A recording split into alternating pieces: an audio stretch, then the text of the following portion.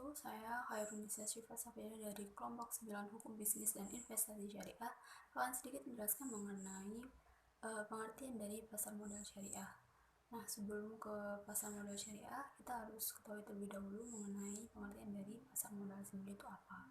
Jadi, pasar modal adalah perdagangan keuangan atau biasa dikenal dengan sekuritas jangka panjang, baik dalam bentuk modal maupun bentuk hutang, baik yang dikeluarkan oleh pemerintah atau perusahaan swasta. Jadi, pasar modal ini konsep yang lebih sempit dari pasar keuangan atau financial market.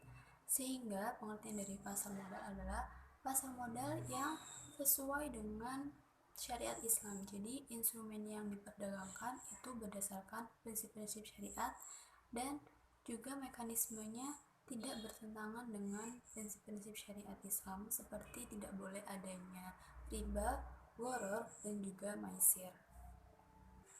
Di Indonesia sendiri, pasar modal biasa dikenal dengan istilah bursa efek, seperti Bursa Efek Jakarta dan juga Bursa Efek Surabaya yang sekarang bergabung menjadi Bursa Efek Indonesia atau BII. Nah, sedangkan untuk pasar modal yang menerapkan sistem syariat dalam mekanismenya, untuk saat ini masih dalam bentuk indeks, yaitu Jakarta Islamic Index atau JII pada PT Bursa Efek Indonesia. Nah, Bursa Efek ini sendiri adalah lembaga atau perusahaan yang menyelenggarakan dan menyediakan sarana untuk mempertemukan penawaran jual dan beli efek dari pihak lain dengan tujuan untuk memperdagangkan efek di antara mereka. Untuk produk yang diperdagangkan ini biasanya dalam bentuk saham, obligasi, dan juga produk turunan dari kedua produk tersebut. Sekian dari saya, kurang lebihnya mohon maaf. Wassalamualaikum warahmatullahi wabarakatuh. Assalamualaikum warahmatullahi wabarakatuh. Saya Pradita Diah Pitaloka. Kali ini saya akan menjelaskan tentang fungsi dan karakteristik pasar modal syariah. Yang pertama itu ada fungsi yang menurut dari Medwelly. Yang pertama adalah memungkinkan masyarakat itu berkegiatan bisnis agar mendapatkan keuntungan dan kerugiannya. Yang kedua ada pemegang saham itu menjual sahamnya agar mendapatkan likuiditas. Yang ketiga itu adalah perusahaan meningkatkan modal perusahaannya dari luar guna untuk membangun dan mengembangkan bisnisnya. Kemudian ada memisahkan harta bisnis dengan harta sahamnya. Kemudian ada karakteristik dari pasar modal syariah. Yang pertama ada semua saham itu diperjualbelikan pada bursa efek. Kemudian yang kedua itu ada saham dapat diperjualbelikan melalui makelar atau pialang. Yang ketiga itu perusahaan yang mempunyai saham dan menjualnya pada bursa efek itu sebaiknya mencantumkan informasi tentang keuntungan dan kerugian, perhitungan keuntungan dan kerugiannya. Kemudian pada komite manajemen menetapkan peraturan mengenai harga saham tertinggi atau HST kepada setiap perusahaan kurang lebih 3 bulan sekali. Kemudian ada harga saham itu tidak boleh lebih tinggi dari harga saham tertinggi atau HST, dan yang terakhir harga saham itu dapat dijual lebih rendah dibandingkan harga saham tertinggi. Terima kasih. Sekian penjelasan dari saya. Selanjutnya akan dibahas oleh teman saya selanjutnya. Terima kasih.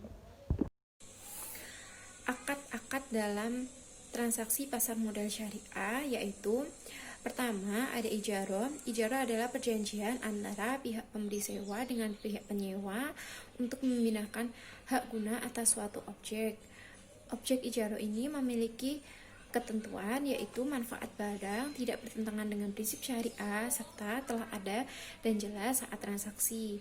Kedua ada istisna, yaitu perjanjian antara pihak pembeli dengan pihak penjual di mana pihak pembeli ini memiliki kriteria, spesifikasi serta persyaratan pada objek yang ditransaksikan. Ketiga ada mudharabah, yaitu perjanjian kerjasama antara pihak pemilik modal dengan pihak pengelola modal dengan cara pemilik modal memberikan modalnya kepada pengelola untuk mengelola modal tersebut. Persyaratan modal dalam mudharabah ini berupa sejumlah uang ataupun aset baik berwujud maupun tidak berwujud. Nah, akad yang keempat yaitu musyarakah, yaitu perjanjian kerjasama antara dua orang atau lebih dengan cara menyertakan modal. Persyaratan musyarakah ini sama dengan persyaratan modal yang ada di mudharabah. Dan untuk pembagian keuntungan dalam musyarakah ini dibagikan secara proporsional sesuai dengan besarnya modal. Lalu akad yang kelima yaitu kafalah, perjanjian antara pihak penjamin dengan pihak yang dijamin untuk menjamin kewajiban pihak yang dijamin kepada pihak lain, di mana penjaminan dalam kafalah ini berupa jaminan kebendaan atau jaminan umum seperti jaminan perusahaan dan jaminan pribadi. Keenam ada wakalah, yaitu perjanjian antara pihak pemberi kuasa dan pihak penerima dengan cara pemberi kuasa memberikan kuasa kepada penerima kuasa untuk melakukan tindakan atau perbuatan. Wakalah ini bersifat mengikat dan tidak dapat dibatalkan secara sepihak. Kemudian saya akan menjelaskan praktik transaksi dalam pasar modal syariah. Seperti yang kita ketahui bahwa di dalam pasar modal syariah itu harus bebas dari hal-hal yang tidak beretika maupun tidak bermoral. Nah, menurut Ubaidillah yang juga dikutip oleh Salahuddin, adapun pasar modal syariah itu harus memiliki etika sebagai berikut. Yang pertama, setiap orang bebas melakukan transaksi selama tidak bertentangan dengan aturan syariah. Kemudian, yang kedua, bentuk transaksi itu harus bersih dari riba, gharar, maupun judi.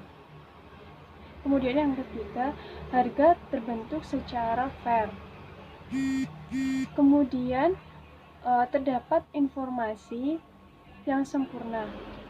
Oleh karena itu, pasar modal syariah itu harus membuang jauh-jauh setiap transaksi yang mengandung unsur spekulasi yang seperti dalam pasar modal konvensional.